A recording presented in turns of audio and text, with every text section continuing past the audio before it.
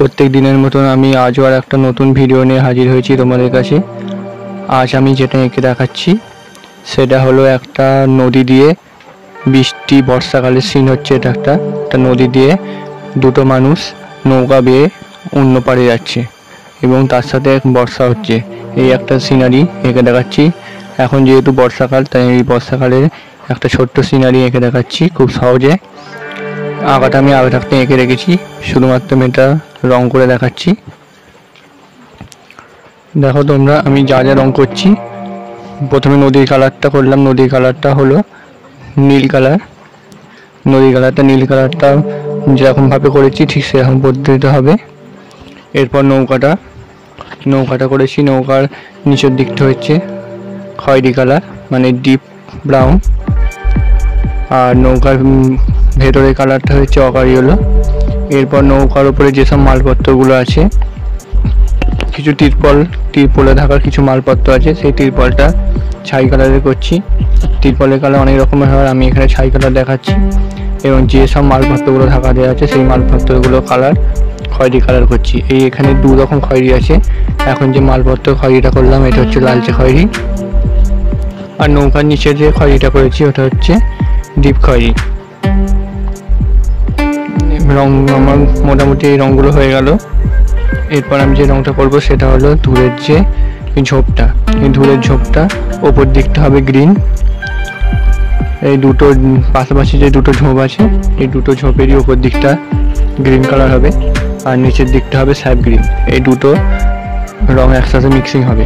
এই আঁকাটা রংটা পুরোপুরি সিম্পলভাবে করে দেখাচ্ছি। যেহেতু এটা একটা প্রজেক্টের আঁকা তাই এটা সিম্পলভাবে করছি, খুব একটা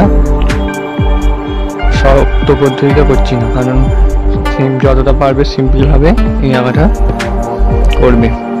এরপর নৌকার তলায় কিছু সেট হবে, সেটা হবে ব্লু কালার দিয়ে, ডিপ ব্লুতে নৌকার তলায় কিছুটা সেট হবে।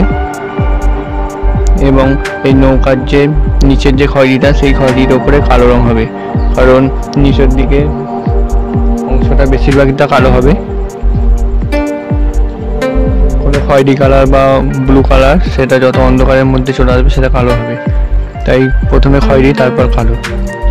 এরপর হচ্ছে আকাশটা, কারণ বর্ষাকালের আকাশ গ্রে কালার হয়, অন্ধকার টাইপের হয়, গ্রে কালার হয়, তাই গ্রে কালার করছি আকাশটা। আর বৃষ্টির চিহ্ন তো তার আগে করেই দিয়েছি।